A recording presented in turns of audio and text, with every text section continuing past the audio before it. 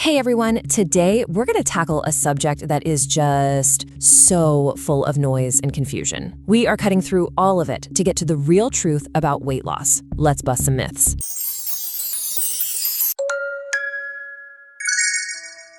I mean, really, why does it have to be so complicated? You hop on social media, and one fitness guru says one thing. You open a magazine, and it tells you the complete opposite. It seems like everyone's got a secret, a special hack, or the one and only way. Honestly, it's enough to make you want to just throw in the towel. And that, right there, is the heart of the problem. A lot of the advice we've been hearing for years, decades even, is either missing the point or is just plain wrong. So let's just go ahead and tear up that old rulebook. We're gonna bust the 7 biggest weight loss myths you probably still believe.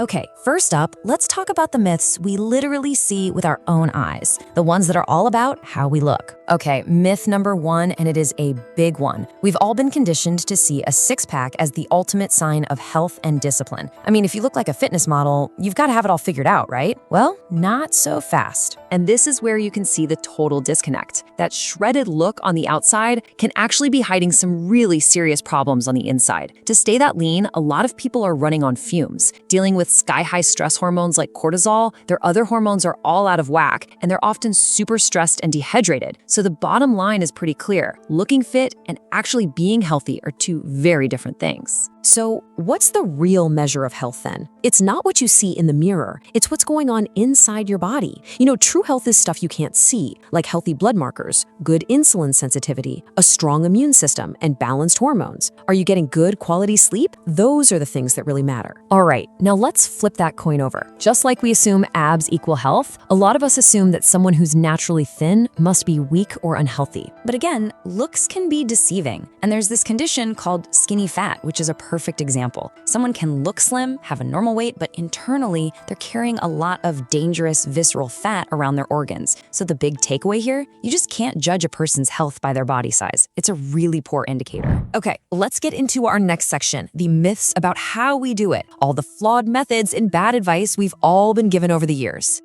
The classic, eat less, move more. It sounds so simple, it almost has to be true. And yeah, there's a tiny kernel of truth in there, but this advice is actually one of the most damaging ideas out there. Because your body, it's not a simple calculator. See, when you slash your calories like that, your body basically freaks out. It goes into survival mode. Your metabolism slows way down to save energy, your hunger hormones go crazy, and to top it all off, your body starts burning your hard-earned muscle for fuel. So yeah, you might lose weight at first, but you're also trashing your metabolism, which pretty much guarantees you'll gain it all back and then some the second you stop. Oh man, this one is everywhere. If you want to lose fat, you got to live on the treadmill, right? Just hours and hours of cardio. And look, cardio is great for your heart and it burns calories, but calling it the best way to burn fat, that's a huge myth. Let's just break this down, side by side. Cardio burns calories while you're doing it, sure, but strength training does something way more important for long-term fat loss. It protects and builds muscle, and more muscle means a higher metabolism, which means you're burning more calories all day, every day, even when you're just sitting on the couch. Plus, it's way better for improving your insulin sensitivity. So here's the bottom line. You gotta think of your muscle as your body's metabolic engine. The bigger and stronger that engine is, the more fuel you burn just to keep it running.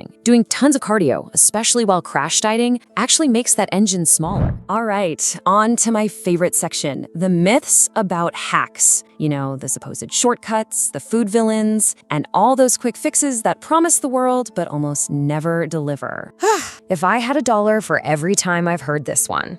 Carbs have been painted as this evil thing you have to avoid at all costs. But are they really the villain of the story? Here's the thing. Carbs are not the bad guy. They're just an easy scapegoat. Your body doesn't magically turn a potato into fat just because it's a carb. You gain fat when you consistently eat more calories than your body burns. It's all about the total energy balance, not about demonizing one food group. Come on, you know the feeling, right? You finish your workout, your shirt is completely drenched, and you think, yes, I must have burned so much fat. It feels super productive, like you're literally melting fat off your body. But that feeling, it's a bit of a lie. And here's the simple truth. Sweating is just your body's air conditioning system kicking on. It's trying to cool you down. That sweat is almost all water. So yeah, the number on the scale might drop for a minute, but as soon as you rehydrate, it's coming right back. Real fat loss is a completely different process that has almost nothing to do with how much you sweat. Ah, the magic pill, the allure of the quick fix. It's so tempting to believe that some little capsule or special tea can just do all the hard work for us. Wouldn't that be nice? But let's be real, there are no shortcuts here. Most of those fat burners and detox teas are basically just expensive caffeine pills. They might give you a little buzz, but they absolutely cannot and will not replace the real work, the foundational habits of health. So after all that, after me telling you what doesn't work, you're probably thinking, okay, smart guy, then what does? Well, the funny thing is, the answer isn't a secret. It's actually pretty simple. This is it, right here. These are the 5 pillars that everything is built on. It's not sexy, it's not a hack, but this is what moves the needle. Getting enough good sleep, eating plenty of protein, being consistent with strength training, managing your stress, and eating in a slight sustainable calorie deficit. You master these 5 things, you master your health, period. And that really brings us to the final thought I want to leave you with. What if we just stopped? What if we stopped chasing a number on a scale and instead we started focusing on building real, lasting health? Not just being smaller, but being stronger, having more energy, feeling better from the inside out. Just imagine what we could accomplish then.